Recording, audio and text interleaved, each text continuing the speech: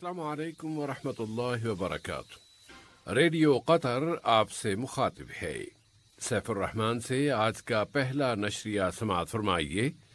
ابتدا میں پیش خدمت ہے اہم خبروں کا خلاصہ۔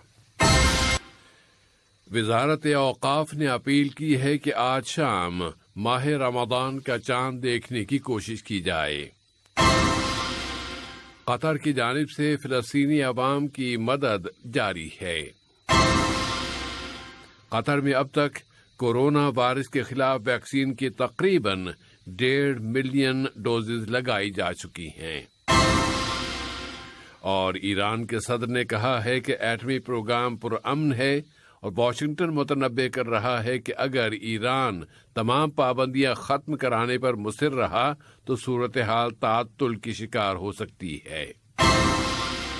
سامعین، یہ تھا اہم خبروں کا خلاصہ، اور اب پیش خدمت ہے ریڈیو قطر سے آج کا پہلا مفصل نشریہ۔ بسم اللہ الرحمن الرحیم۔ وزارت اوقاف و اسلامی امور کی رؤیت ہلال کمیٹی نے قطر میں رہنے والے تمام مسلمانوں سے اپیل کی ہے کہ وہ آج اتوار کی شام ماہ رمضان مبارک کا چاند دیکھنے کی کوشش کریں۔ کمیٹی نے اپنے ایک بیان میں کہا ہے کہ جس کسی کو بھی چاند نظر آ جائے تو وہ دفنہ یعنی ٹاورز کے علاقے میں کمیٹی کے دفتر آئے اور نماز مغرب کے فوری بعد کمیٹی کے سامنے چاند دیکھنے کی گواہی پیش کرے۔ قطر کی جانب سے فلسطینی عوام کی مسلسل مدد کی جا رہی ہے، اور اس کی بنیاد یہ ہے کہ قطر مسئلہ فلسطین کی مدد و حمایت اور تائید کے موقف رکھتا ہے۔ اسی بنا پر غزہ کی تعمیر نو کی کمیٹی کے سربراہ سفیر محمد العمادی نے بتایا ہے کہ ان کی یہ کمیٹی قطر ڈیولپمنٹ فنڈ کے تعاون سے آج غزہ کی پٹی کی غریب اور نادار فیملیز میں نقد امداد کی تقسیم شروع کر رہی ہے۔ قطر کے امداد دینے والے ہاتھ دنیا کی مدد کر رہے ہیں۔ قطر کی ہلال احمر سوسائٹی نے سوڈانی ہم مثل سوسائٹی کے ساتھ ایک پروجیکٹ کے سمجھوتے پر دستخط کیے ہیں، جس کی روح سے قطری ہلال احمر کی طرف سے سوڈانی بھائیوں کو فراہم کی جانے والی ایمبولینس کی سروس کی مدد کی جائے گی اور کچھ نئی سروسز بھی شروع کی جائیں گی۔ 3 فریقوں نے اس سمجھوتے پر دستخط کیے ہیں، اور وہ ہیں قطر کی ہلال احمر سوسائٹی، سوڈانی ہلال احمر سوسائٹی اور دنیا بھر کی ریڈ کراس اینڈ ہلال احمر سوسائٹیوں کے انٹرنیشنل یونین۔ اس طرح سوڈان کی ہلال احمر سوسائٹی کو کورونا وائرس کی روک تھام میں مدد دینے کے لیے ایمبولینس گاڑیاں فراہم کی جائیں گی۔ ملک میں کورونا وائرس کی تازہ ترین صورتحال بتانے کے لیے وزارت صحت عامہ نے اعلان کیا ہے کہ یہاں کورونا وائرس کے کووڈ-19 کے 964 نئے اور مصدقہ کیسز رجسٹر ہوئے ہیں اور 525 مریض صحت یاب ہو گئے ہیں۔ اس طرح یہاں کورونا سے شفا پانے والوں کی تعداد اب 169,086 ہو گئی ہے۔ اس اثناء میں 7 مریض وفات پا گئے ہیں۔ ان کی عمریں 42، 48، 52، 54، 58، 81 اور 92 برس تھیں۔ انہیں ضروری طبی سرپرستی فراہم کی گئی تھی۔ تو اس وبا کی روک تھام کے لیے اور خاص طور پر آج کل کے حالات میں جبکہ اس وائرس کا شکار ہونے والوں کی تعداد میں بہت زیادہ اضافہ ہوتا جا رہا ہے، مزید ضروری ہو جاتا ہے کہ سبھی لوگ ان احتیاطی اقدامات اور تدابیر کی پابندی کریں جن کا اعلان ملک کی طرف سے کیا جا چکا ہے۔ سوڈان کی وزیر خارجہ مریم الصادق نے کہا ہے کہ ایتھیوپیا نے پیشکش کی ہے کہ وہ اس سال جولائی اور اگست کے مہینوں میں النہدہ ڈیم کو بھرنے کے دوسرے مرحلے کی تفصیلات بتانے کو تیار ہے۔ حالانکہ اس نے ساتھ ہی 1,600,000,000 مکعب میٹر پانی الگ کرنے کی تیاریاں شروع کر دی ہیں۔ سوڈانی وزیر خارجہ نے کہا ہے کہ کسی بھی بائنڈنگ قانونی سمجھوتے کے بغیر معلومات شیئر کرنا ایتھیوپیا کی طرف سے ایک گرانٹ یا چیریٹی ہو سکتی ہے جسے وہ کسی بھی وقت روک سکتا ہے، اور یہ بات واضح ہے کہ ادیس ابابا نے یہ پیشکش اس پر سے سوڈانی، علاقائی اور بین الاقوامی پریشر اور دباؤ کو ختم کرانے کے لیے کی ہے۔ عرب لیگ کے سیکرٹری جنرل احمد ابو الغیط نے بغداد میں متعدد عراقی اہلکاروں کے ساتھ ملاقاتیں کی ہیں۔ ان ملاقاتوں میں عراق اور علاقے کے موجودہ حالات اور عرب لیگ میں بغداد کے کردار کے فروغ پر بات چیت کی گئی ہے۔ احمد ابو الغیط نے عراق کے آس پاس کے عربی علاقوں میں عراقی ڈپلومیسی اور سفارتکاری کی اہمیت پر بھی زور دیا ہے۔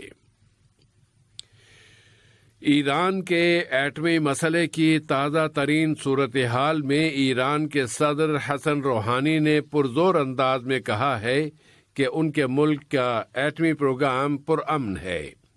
اس کے ساتھ ہی سینیٹری فیوز آلات تیار کرنے کے ایک نئے منصوبے کا بھی آغاز کر دیا گیا ہے، جبکہ ایٹمی پروگرام کے بارے میں ویانا مذاکرات ختم ہو جانے کے بعد اس منصوبے کا آغاز کیا گیا ہے۔ مذاکرات میں ایران کی طرف سے اصرار کیا جا رہا تھا کہ اس پر لگائی گئی تمام پابندیاں ختم کی جائیں، اور واشنگٹن نے اس کے جواب میں کہہ دیا ہے کہ اس طرح تو صورتحال تعطل کی شکار ہو سکتی ہے۔ سیکیورٹی اور ڈیفنس کی سوڈانی کونسل نے سرکاری فوجوں اور امن کے عمل میں شریک تمام فریقوں کی ایک جوائنٹ فورس تشکیل دینے کا فیصلہ کیا ہے۔ یہ فورس دارفور میں امن کی حفاظت کے لیے فوری طور پر مداخلت کر سکے گی۔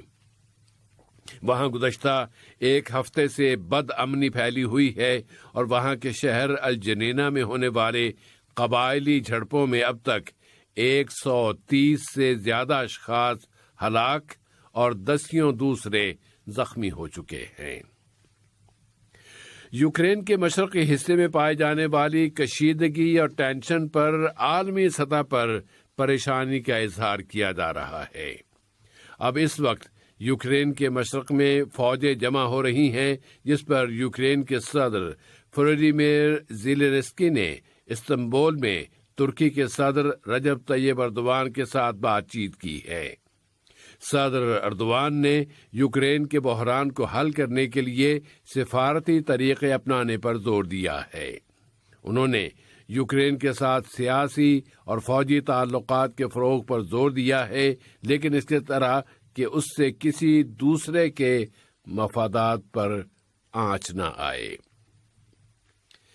اب میانمار کا رخ کرتے ہیں، جہاں آنے والے فوجی انقلاب کے خلاف مظاہروں کا سلسلہ جاری ہے، اور وہاں کے جنوبی شہر باگو میں ہونے والے مظاہروں کے دوران مارے جانے والوں کی تعداد اب 80 ہو گئی ہے۔ میانمار کے ذرائع ابلاغ نے دکھایا ہے کہ فوج نے شہر باگو کے تابع باگا ڈیٹ کے علاقے میں بندوقوں سے فائرنگ کی ہے، بھاری ہتھیار استعمال کیے ہیں، اور مظاہرین کے خلاف دھماکہ خیز مواد بھی استعمال کیا ہے۔ وہاں کے میڈیا نے بتایا ہے کہ ہزاروں مقامی باشندے اپنے گھر بار چھوڑ کر وہاں سے چلے گئے ہیں، اور باقی رہ جانے والے بھی جانے کی تیاریاں کر رہے ہیں، اس لیے کہ فوج وہاں عام شہریوں کے خلاف بھاری ہتھیار اور گولہ بارود استعمال کر رہی ہے۔ اور آج کے اس نشریے کی آخری خبر یہ کہ انڈونیشیا کے جزیرے جاوا کے ساحلوں پر آنے والے زلزلے میں 7 اشخاص ہلاک اور 2 دوسرے زخمی ہو گئے ہیں۔ اس زلزلے کے جھٹکے ریکٹر پیمانے پر 6 ڈگری تک ریکارڈ کیے گئے ہیں۔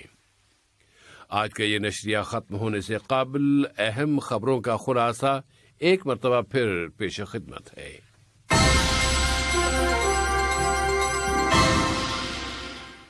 وزارت اوقاف نے اپیل کی ہے کہ آج شام ماہ رمضان کا چاند دیکھنے کی کوشش کی جائے۔ قطر کی جانب سے فلسطینی عوام کی مسلسل مدد کی جا رہی ہے۔ قطر میں اب تک کورونا وائرس کے خلاف ویکسین کی تقریباً 1.5 ملین ڈوزز دی جا چکی ہیں۔ ایران کے صدر نے کہا ہے کہ ان کے ملک کا ایٹمی پروگرام پرامن ہے، اور امریکہ نے کہا ہے کہ ایران کی طرف سے تمام پابندیاں اٹھائے جانے پر اصرار سے تعطل کا شکار ہو سکتا ہے۔ ریڈیو قطر سے آج کا پہلا نشریہ اپنے اختتام کو پہنچا۔ اگلا نشریہ رات 7:30 بجے پیش کیا جائے گا انشاءاللہ تعالی۔ السلام علیکم ورحمۃ اللہ وبرکاتہ۔ ریڈیو قطر آپ سے مخاطب ہے۔ السلام علیکم دوستوں، میں ہوں شیخ نور۔ مجھے امید ہے کہ ویڈیو آپ کو انفارمیٹو لگی ہوگی۔ اسی طرح قطر اپڈیٹ آتے رہنے کے لیے میرے یوٹیوب چینل گپ ship with Sheikh Noor YouTube channel کو سبسکرائب کیجیے، اور اس ویڈیو کو لائک، کمنٹ اور شیئر ضرور کیجیے۔ Thank you.